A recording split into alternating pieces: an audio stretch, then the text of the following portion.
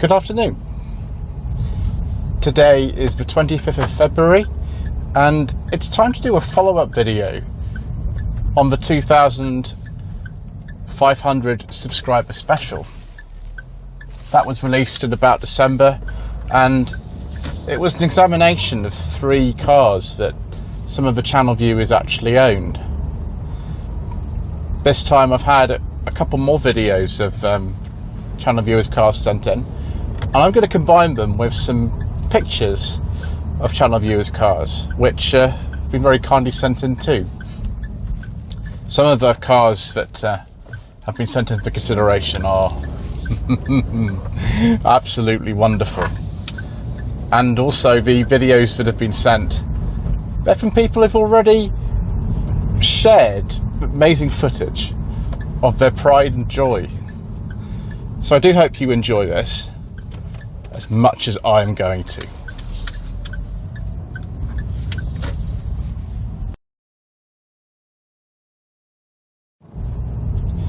Now, first of all, someone who's very much a friend of the channel, Mr. Jake Bill from Walls Wheels. Now, in the previous video we did of this type, we got to see the Panda 100 horsepower, which later featured on Sensible Secondhand Reviews. But we've also got another delight, which I think will feature on No Budget Reviews quite soon.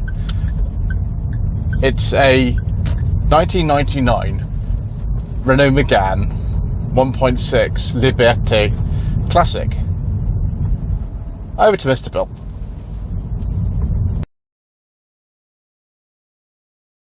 Appearances, as we shall see, are a lot like bus timetables, often highly misleading.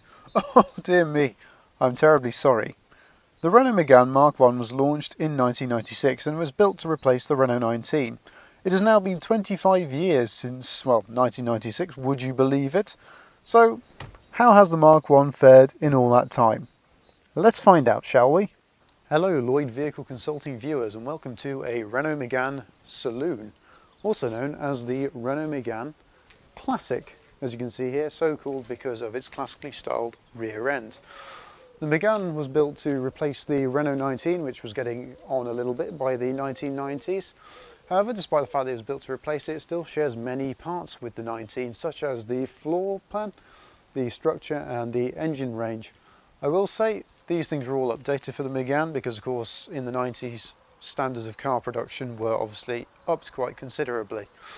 So the structure of it was upgraded for safety, the floor pan was as well, and the engines.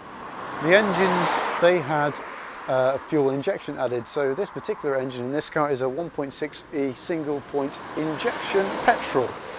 This car here is a Liberté edition, which obviously means freedom. It is one step up from the base model. This meant, of course, you got some niceties such as more paint colour choices, body colour bumpers, slightly nicer wheel trims. Those are not standard. The originals were stolen in the car park. Don't ask why, I don't know. So yeah, that's basically a little look around the outside. It was one of the more practical cars in its class of its day, with one of the largest boots. But unfortunately, due to designing, the arches tend to rust on these quite badly. It's because between the outer skin and inner skin of the rear arch, it's a bit of a moisture trap and it collects and it does that. So thanks Renault. Thanks Theno. As you can see, the boot on this is absolutely massive. The one thing you do notice about the Megane Liberté on the interior is it is incredibly basic. There's very little in the way of touch buttons. So obviously got your hazard light switch and rear window heater. You've also got aircon. Fun fact, this was not an option on the Liberté. That was just something that was incredibly well haggled when this car was bought. So aircon is not a feature you'll see on any other Liberté Renault Megane. You've also obviously got all your heater stuff just down here. Radio, that is clearly aftermarket, it's a JVC unit. The original one, although there's nothing wrong with it as such, it didn't provide very good sound quality, and as a guy who likes his music, I wanted to upgrade it and also get a USB slot in for my iPod. But there we go, preference is mine. You've also got all your dials up here. These are incredibly well laid out. Storage, you've got a little storage pocket just up here. You've also got one down there, just in here for your ashtray, which is currently holding money. You've got the door pockets, and you've also got one just there, which would usually be an airbag in higher trim models. Speaking of an airbag, you have one in the steering wheel. In terms of storage space, you've also got the glove box, which is rather large, which you will see now, the secret mission document test. It's time to try out the storage for the secret mission documents, which are secretly disguised as the Fiat 500 and Panda Haynes manual. Who says we're not clever here? So, glove box open. Put that in there. Let's just see how it works. Yes, there is storage for the secret mission documents. Good job, Renault. And that was a quick look around the Renault Megane Classic 1.6e Liberté. Yes, I realise that is a bit of a mouthful. But yeah, hope you guys enjoyed it, and thank you very much for watching. So thanks, Waltz Wheels, Fulls. Next we have another friend of the channel, Mr. Alan Simpson, who of course has a fine 2018 Seat Toledo 1 litre TSI Excellence. But he's provided something that I think actually will be close to Mr. Bill's heart. It's a 1998 Mini Cooper 1.3, and it's even nicer than that Mini Mayfair that I reviewed last year on the channel. Whether it's nicer than Mr. Bill's Mini, well, I'll leave for you to decide. Anyway, take it away, Mr. Simpson. Oi, Minogue, no! You should be so lucky, and oh, I'm sorry. My name's Alan Simpson. Welcome to my early sweater review of this Rover Mini Cooper from 1998. But is it any good? Should you care? Let's find out. Mini, go! Well, unfortunately, viewers, my go was a little bit short-lived because this car is currently SORN, so I can't take it out on the public roads at the moment. But what it is my 1998 Rover Mini 1275cc, and it's the Cooper version, hence the white roof and the nice white bonnet stripes. We've had this car since 2009, where we bought it from my wife's great aunt, who was about 93 when she had to give up driving, but fiercely independent and absolutely loved minis. And I love the idea of a 4'11" woman going around in a Mini Cooper, causing havoc in the streets of Aberdeen. So, excuse me for the slight kind of extreme close-up going on here, but yeah, it's not exactly the roomiest of driving positions. In fact, it's quite bizarre because you sit slightly hunched over the steering wheel, which sits at a bit of an angle. So I think anyone watching me coming down the road, not being the smallest of chaps, is probably reminded of watching Donkey Kong in Mario Kart on the Super Nintendo. Certainly I feel a bit like that sometimes. But in terms of our general instrumentation, we've got our speedometer here on the left. We've got in the middle here our fuel gauge and our temperature gauge. Temperature gauge, always worth keeping a little eye on when you've got a slightly older car. And we've got a rev counter in this one as well, which redlines at 6,000 RPM and goes all the way up to 8. I can safely say I've never been anywhere near 6,000 RPM in this car. I'm usually quite kind to it, but nice to know it has aspirations. Moving over to the middle, we have our nice little clock here. And below that, we would have had a radio cassette as standard, but someone's upgraded it to a CD player at some point. And then below that, you've got your usual switches, like your fog light, your hazards, you've got your heated rear windscreen there, you've got your pulley out temperature thing, pull out for hot, push in for cold, I think it's that way around, and then you get your circulation switch and your 2-speed fan switch below that as well. Then moving over here, yes, we have a glove box hidden away in this nice walnut-style dash. I'm not even going to pretend to put the secret mission documents in here because it's absolutely tiny, but it does have room for a cream egg car. So hey, not everything is lost.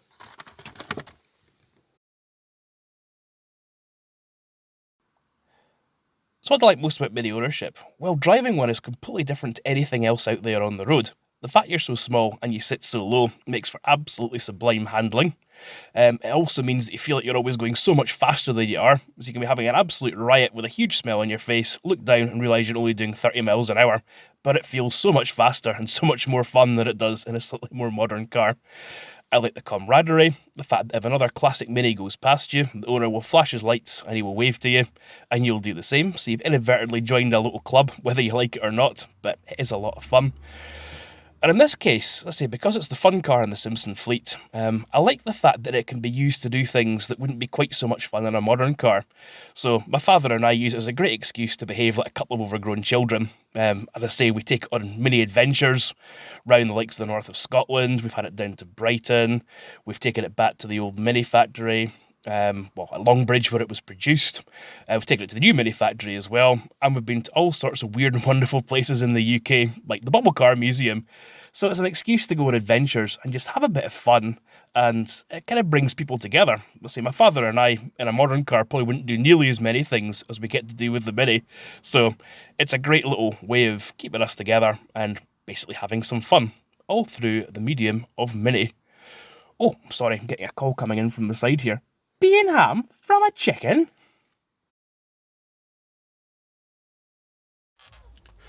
Wow, that was a fine Tweed Jacket Reviews inspired video, wasn't it? Yes, anyway, I've had to come to a stop here because trying to look at pictures on a laptop computer is not the best idea while you're driving, so we'll look at the pictures now, and I hope you enjoy them. I'll just remain here until we are finished, and then we'll head on our way again. But there's a real surprise coming up, and when I saw one of these cars in particular, I wanted to get over straight away and film it for No Budget Reviews. I won't tell you which one it is at the moment. You'll have to work that out. But anyway, thank you to everybody who's sent in pictures of the cars, and also to Mr. Bill and Mr. Simpson for the video footage. It all really helps out.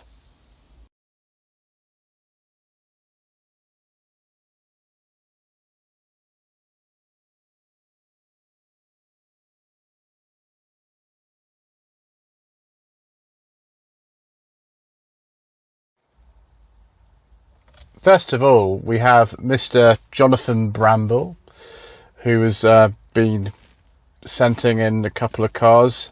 The first one is a very, very rare car.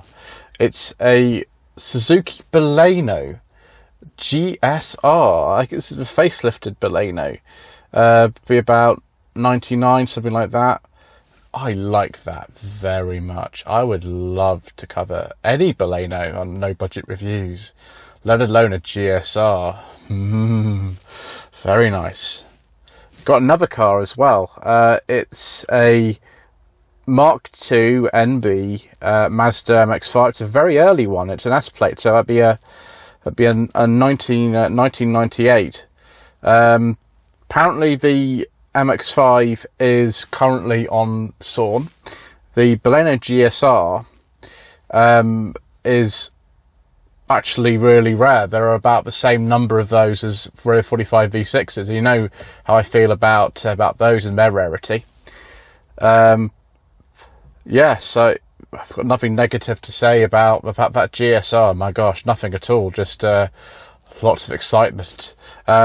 NBMX5, I did a Mark 2.5 version of that, sort of facelifted one. It's a 2003, provided by Rob from We Shall Feast channel back in November 2019. And I really liked it, actually. A car that just, apart from the chronic rust that they suffer from, is really good. It's not the most spacious or most practical car, and some people don't like the 1.6 automatic versions, for example. I know Mr. Miller from Miller Corner drove one of those. He quite liked it, though. Not so keen on this kind of bronze colour myself. It's just personal preference, but that looks really nice. Standard wheels. So, yeah, I think we're off to a good start, viewers.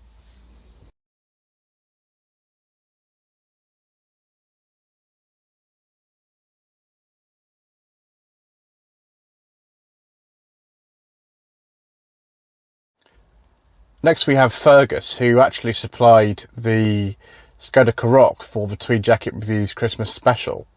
Now, these aren't cars that he currently owns, but I'm going to let him get away with it because obviously he did supply a car for a full review. But we've got all sorts of things. They're mainly Fords. We've got this very nice Mark III Capri 2-litre laser that obviously meets with my approval. I do hope to get one of those on the channel later this year. It's been a while, but we will get it there eventually. But we've got some Focuses. One of them isn't even pictured. It's a 99 1.6 Z-Tech. And then we've got a few others. One of them, the 2008 one here, is not a facelift one, it's a pre-facelift. I think 57 plate was when the facelift ones came out, so it was a bit of a crossover on that one. Not a lot to say about these really. They're all sort of Mr. Coleman territory. They are very good, the 1.6 Focuses. Mr. Coleman, I don't know how many of those he bought and sold back in the day. An awful lot of them. The Mark 1 and Mark 2s are the things that he sort of prefers. Mark 1s are getting quite rare now. They tend to rust quite well, like Renault 45s and Mazda Mx-5s, anything of that era. The Mark 3 Focuses, I prefer the facelifted ones, but there's a bit of a problem. One of them had a slight accident, as you can see, the 14 plate one, and the 64 plate one was a facelift. Both look like they're supplied by Ford Fleet if they're on E-plates, but they have the 1.0 or just 1 litre Ford EcoBoost engine in them.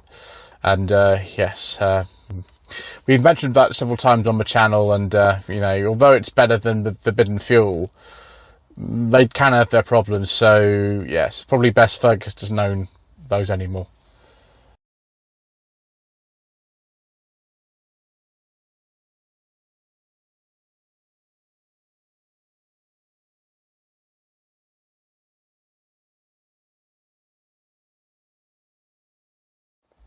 Now we have Mark, who is another regular viewer. He's provided 2 cars. One is a Polo Ranger. It's a Mark II pre-facelift. It's a very early Ranger because this wasn't actually even a trim level. Originally it was a special edition based on a Polo C. Original wheels and coach line, things like that. I think he's had it for donkey's years. The issue with this, though, is it's got a mighty 55 brake horsepower, and the brakes are terrible in these. They're really bad. The interior, although it's a Ranger, which is the top of the range one really at this time, or when they then introduced it as part of the permanent Polo lineup, it kind of was towards the upper end, apart from the G40s and GTs and things. It's just a bit sort of austere in there, but Mark II Polos were austere. The brakes were terrible, particularly in the pre-facelift ones like this, when they didn't have a brake servo on right-hand drive cars. And they're not the fastest thing. Mr. Richardson, I think, drove the 1.05 litre post facelift that had even less power than this, but that's not what they're about. I mean, they were just solid, dependable cars, and this was one of the better specifications for them, and it's such a nice condition, this car. Absolutely lovely. We've also got on here a Mark 1 Mx-5. This is an NA. It's a 1.6 automatic. I think it was originally a Unos, so it would have been a Japanese import, this one. And again, I quite like this. I mean, some people don't like the Unuses, some people don't like the automatics, but I've actually been offered to come and drive this at some point, and we'll try to get that out on the channel at some point this year. And yeah, I mean, that is now a valuable car. They are getting more and more valuable all the time. I remember in Wheeler Dealers in 2003, 2004 when we did one of those. They picked it up for virtually nothing. They had a original UK car and it was worth nothing. They're worth a lot more now. But I really like it. So viewers, there we are. Some rather tasty cars on display. Also some nice video of some really enthusiastic channel viewers. It's lovely to see this kind of stuff, particularly after all that's been going on over the past few months. And to know that quite soon we'll be out reviewing cars again. Talk more about that in the very vague vlog next week. But thank you ever so much indeed for watching. Thanks again to Mark, Jonathan, Fergus, Alan and Jake for sending in the photographs and video of their cars.